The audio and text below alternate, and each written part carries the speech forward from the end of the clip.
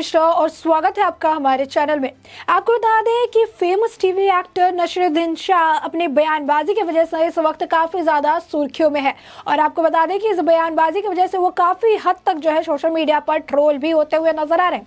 आप सोच रहे होंगे कि आखिर नसीरुद्दीन शाह ने क्या ऐसा चीज बोला है, क्या ऐसी बयानबाजी की है जिसकी वजह से अब वो ट्रोल्स के निशाने पर आ चुके हैं। बता दें कि नसीरुद्दीन शाह के हरिद्वार धर्म संसद पर दिए गए बयान पे हंगामा खड़ा हो चुका है। उन्होंने मुगलों को रेफ्यूजी बताया, साथ ही साथ मुसलमानों के खिलाफ भड़काऊ भाषण देने पर भी उन्हें बयानबाजी की और उन्होंने अब कहा कि इस बयान पर पाकिस्तानी मीडिया भी जो है तुरंत एक्टिव नजर आए। यानी जिस तरीके से नसीरुद्दीन शाह इस वक्त बयानबाजी कर रहे हैं, उनको पाकिस्तान की तरफ से पूरा समर्थन मिलता हुआ नजर आ रहा है, जो कि एक ट्वीट में साफ तौर पर देखने के लिए मिला। अब बता दें कि एक्टर नसीरुद्दीन शाह ने धर्म संसद में मुसलमानों के ऊपर दिए गए बयान को लेकर अपनी जो है बयानबाजी की है। नसीरुद्दीन शाह ने अपने बयान में कहा है कि अगर भाषण देने वालों को पता है कि वो क्या बोल रहे हैं, किस बारे में बातचीत हो रही है, तो फिर मैं हैरान हूं। इन बयानों से वो सिविल वॉर को न्योता दे रहे हैं। यानी नसीरुद्दीन शाह ने सिविल वॉर का यहाँ पर पूरी तरीके से साफ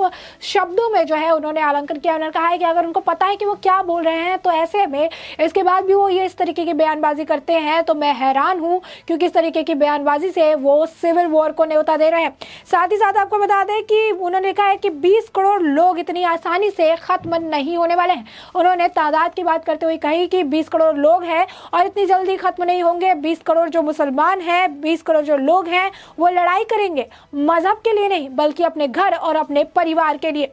साथ ही साथ उन्होंने आगे कहा कि भारत हमारी मातृभूमि है और इस बात को लेकर मैं पूरी तरीके से निश्चिंत हूँ, लेकिन अगर इस तरह कोई भी अभियान शुरू हुआ तो कड़ा विरोध होगा और लोगों का गुस्सा भी फूटेगा। यानी साफ तौर पर मोदी सरकार को जो है ये धमकाने की कोशिश कर रहे हैं और उनकी बयानबाजी में साफ तौर पर जो कट्टरपंथी है, जो कट्टरता है, वो देखने के लिए मिल रही है। 20 करोड़ लोगों की बात कर रहे हैं जो कि लड़ने को तैयार है। साफ तौर पर नसीरुद्दीन शाह की ये बयानबाजी जो है अब उनको मुश्किलों में डालती हुई नजर आ रही है। आपको बता दें कि पहली बार नहीं है, इससे पहले भी नसीरुद्दीन शाह ने कई भड़काऊ बयान दिए हैं जिस पर लोग उन्हें आड़े हाथ लेते हुए नजर आ रहे हैं। आपको उनकी इस बयानबाजी से किसी को फायदा हो रहा है तो वो पाकिस्तान को, और इसी वजह से पाकिस्तान का पूरा समर्थन उनको जो है मिलता हुआ नजर आ रहा है। पाकिस्तान के सरकारी मीडिया रेडियो ने पाकिस्तान से, आपको बता दें कि पाकिस्तान के नसीरुद्दीन शाह के बयान पर भारत सरकार को घेरा है। यानी नसीरुद्दीन शाह के बयान को उन्होंने कोट करते हुए भारत सरकार पर निशाना बोला है।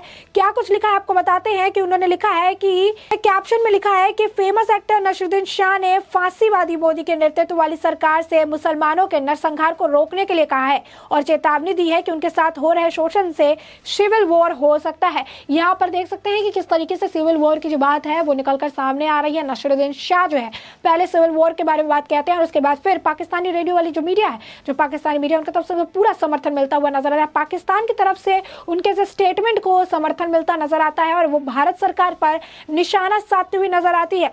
आपको बता दें कि इससे पहले भी एक इंटरव्यू में जो आपको बता दें कि एक इंटरव्यू हो रहा था, उस दौरान भी नसीरुद्दीन शाह लोगों के निशाने पर आए, क्योंकि वहां पर उन्होंने मुगल्स को रेफ्यूजी बताया। उन्होंने जो है काफी जो है बयानबाजी जो उस वक्त उन्होंने की थी, उन्होंने मुगल्स को रेफ्यूजी बताते हुए कहा कि बार बार जो है मुगलों के बारे में जो है उनके अत्याचार के बारे में जो बातें जो है होती रहती है और उसे काफी ज्यादा हाईलाइट किया जाता है, लेकिन क्या लोग भूल जाते हैं कि मुगल वही लोग हैं जिन्होंने इस देश के खातिर अपना महत्वपूर्ण योगदान दिया है। यानी उन्होंने मुगलों के बारे में जो है उनके योगदान के बारे में बात की कि मुगल के जो योगदान है वो काफी ज्यादा है देश में। साथ ही साथ उन्होंने कहा कि जो लोग जिन्होंने देश में स्मारक बनाए हैं, जिनकी संस्कृति में म्यूजिक, डांस, पेंटिंग और साहित्य शामिल है, मुगल यहाँ आए, इसे अपना वतन बनाया, आप चाहे तो उसे शरणार्थी कर सकते हैं, यानी रिफ्यूजी कह सकते हैं। आपको बता दें कि उनकी बयानबाजी के बाद से लोग उन्हें काफी ज्यादा ट्रोल करते नजर आ रहे हैं और इनकी इस बयानबाजी पर लोगों का रुख देखने के लिए मिल रहा है। लगातार लोग इस बयानबाजी से काफी नाखुश नजर आ रहे हैं और नसीरुद्दीन शाह लोगों के निशाने पर आते हुए नजर आ रहे हैं। आपको बता दें कि नसीरुद्दीन शाह के इस बयानबाजी की वजह से बड़ा बखेड़ा खड़ा हो चुका है, हंगामा हो रहा है। लगातार जो है इस पर लोग अपनी प्रतिक्रिया देते हुए नजर आ रहे हैं। आपको बता दें कि इस पर लोगों की जो नाराजगी है साफ तौर पर देखने के लिए मिल रही है। कुछ लोग अपने कमेंट सेक्शन पर जो है कमेंट करके इस बात पर नाराजगी जाहिर कर रहे हैं। आपको बता दें कि एक हैंडल ने लिखा है कि 168 टेररिस्ट जो है वो कश्मीर में 2021 में मारे गए। अभी 5 दिन पहले 11 टेररिस्ट जो है वो मारे गए। 6 दिन जो है अभी हुआ है और इसके बाद कई और टेररिस्ट जो है वो भी मार गिराए गए हैं। ऐसे में वो सारे टेररिस्ट नहीं बल्कि फ्रीडम फाइटर है नसीरुद्दीन शाह के हिसाब से।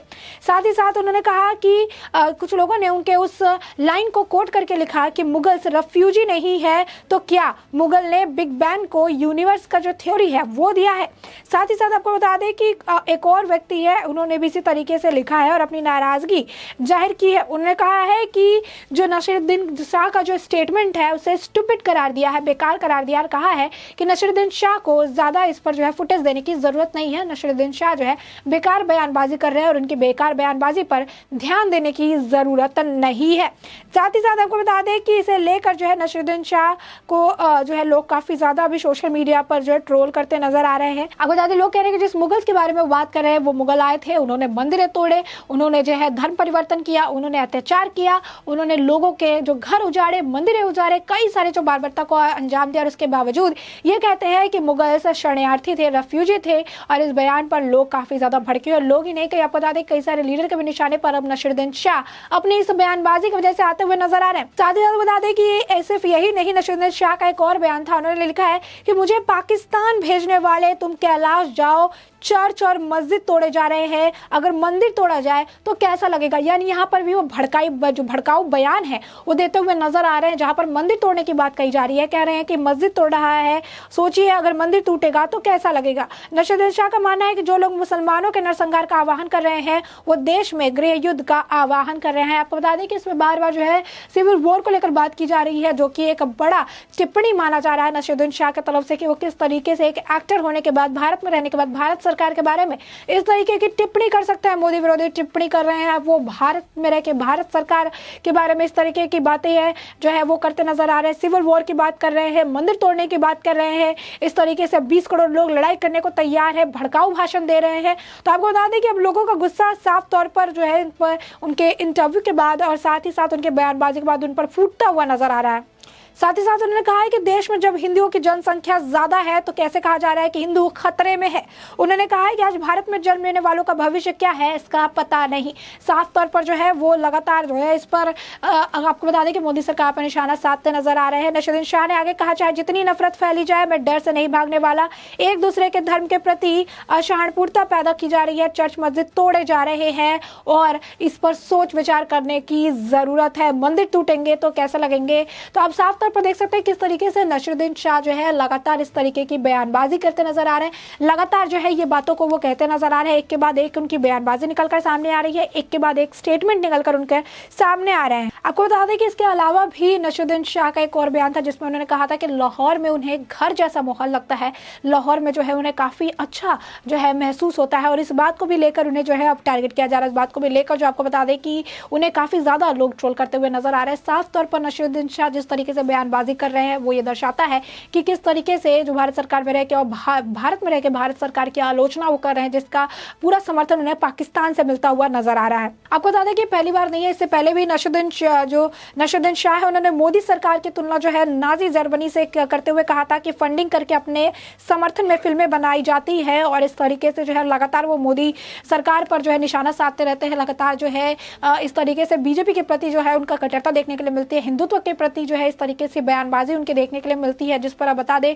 कि लोगों ने उन्हें सवालों के कटघरे में खड़ा कर दिया और लगातार उनसे सवाल पूछ रहे हैं कि आखिर इतनी कट्टरता, इतनी नफरत है तो आखिरकार आपको बता दें कि कमेंट सेक्शन में लोग कमेंट कर रहे हैं भारी मात्रा में कि आखिरकार इतनी जब उनको तकलीफ है तो भारत में क्या कर रहे हैं, और बार बार इस तरीके की बात, सिविल वॉर की बात जो कर रहे हैं वो सरासर गलत है। तो ऐसे में आपने जाना कि आखिर किस तरीके से नसीरुद्दीन शाह जो है वो भारत सरकार के खिलाफ भड़काऊ बयान देते नजर आ रहे हैं, और साथ ही साथ जो है एक समुदाय के लोगों को लेकर जो है बात करते नजर आ रहे हैं, लड़ाई की बात कर रहे हैं, सिविल वॉर जैसे शब्दों का इस्तेमाल कर रहे हैं, जिसकी वजह से अब वो ट्रोल्स के निशाने पर आ चुके हैं। लोग उनसे लगातार सवाल पूछ रहे हैं, कटघरे में उन्हें खड़ा कर दिया। अब ऐसे में आपने ये पूरा मामला जाना कि किस तरीके से नसीरुद्दीन अलग अलग मुद्दों पर टिप्पणी कर रहे हैं और अपनी बयानबाजी की वजह से इस वक्त चर्चाओं का पात्र बने हुए। अब ऐसे में इस पूरे मुद्दे पर आपकी जो भी राय हो हमें कमेंट सेक्शन में कमेंट करके जरूर बताएं।